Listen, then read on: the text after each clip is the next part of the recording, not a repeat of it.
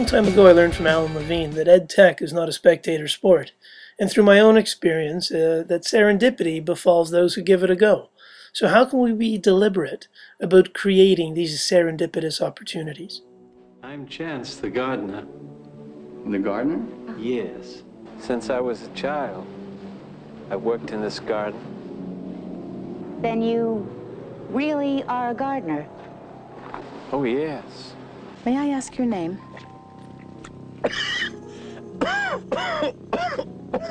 Chance, the gardener. Mr. Chancey Gardner. Are you related to Basil and Perdita Gardner? No, I'm not related to Basil and Perdita.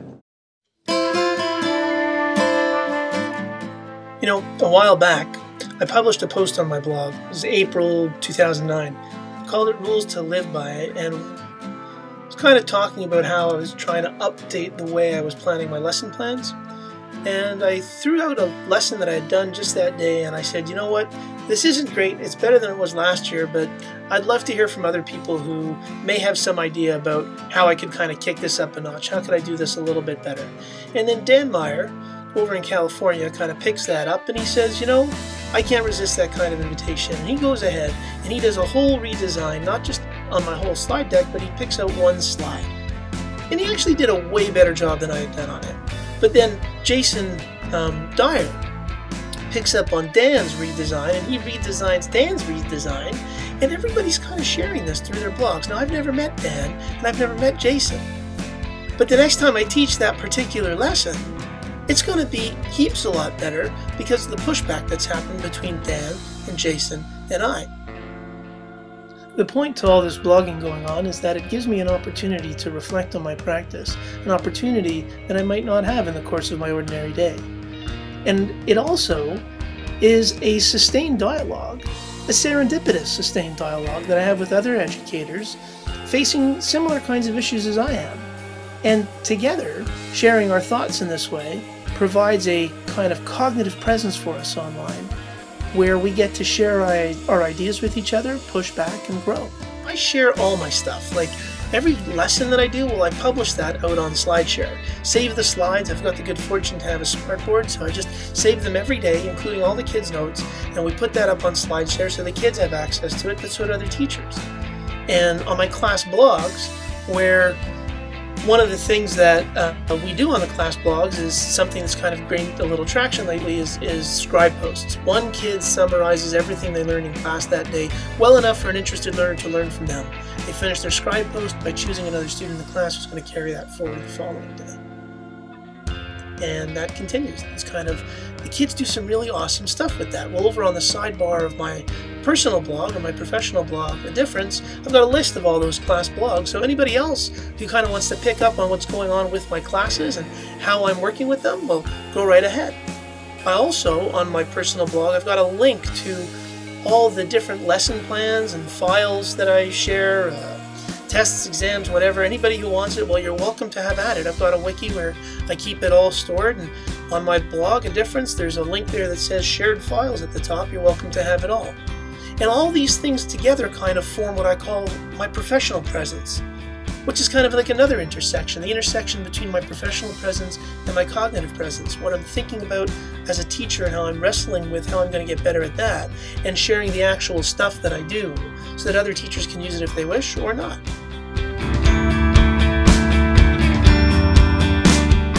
National Academies Press, they published this little ebook called Learning and Understanding, and in there they enumerate 7 principles of learning that is true about all people, about how they learn and how to improve learning, and one of them is this one. Learning is enhanced through socially supported interactions.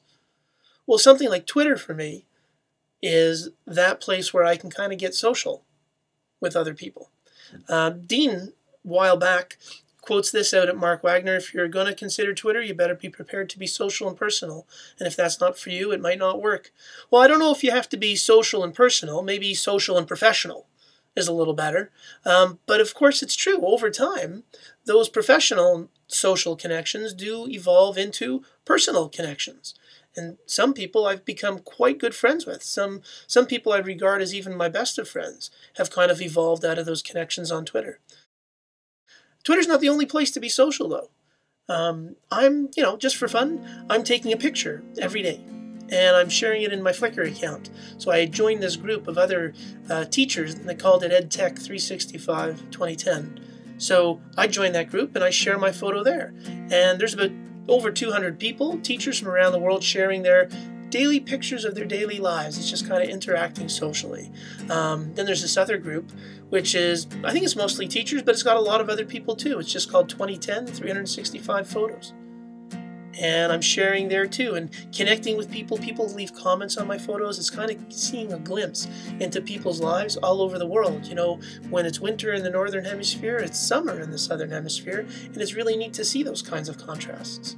And then there's the daily shoot, where if you're stuck for what to take a picture of, well, you can get a daily assignment, but there's a group pool on Flickr, so you can share that photo every day. And people who you know nothing about from all walks of life. There's over 900 members there, pushing 1,000. Shared over 21,000, you know, as of today, different pictures that they've taken following these assignments. Well, why do all these things matter? Why does it matter when you connect these things?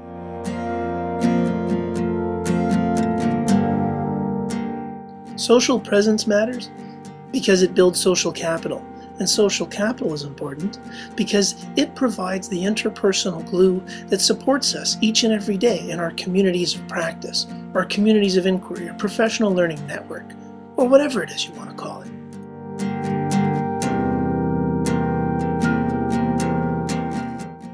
Just like for Chance the Gardener, oftentimes if you're willing to give it a go, serendipity will follow.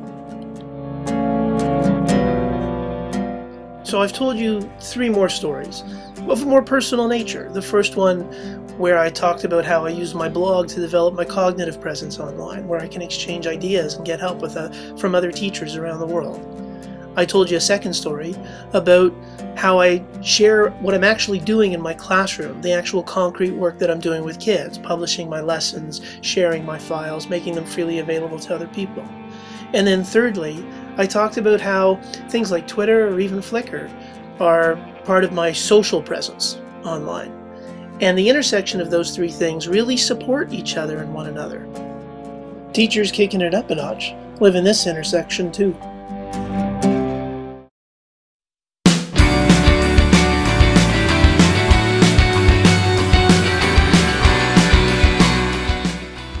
So in the end, it's about a lot more than manipulating time and space. It's about trying to find ways to bring the world inside your class in a meaningful way, in dynamic ways. And in order to do that, you're going to need to leverage some social capital somewhere and invite the world in deliberately.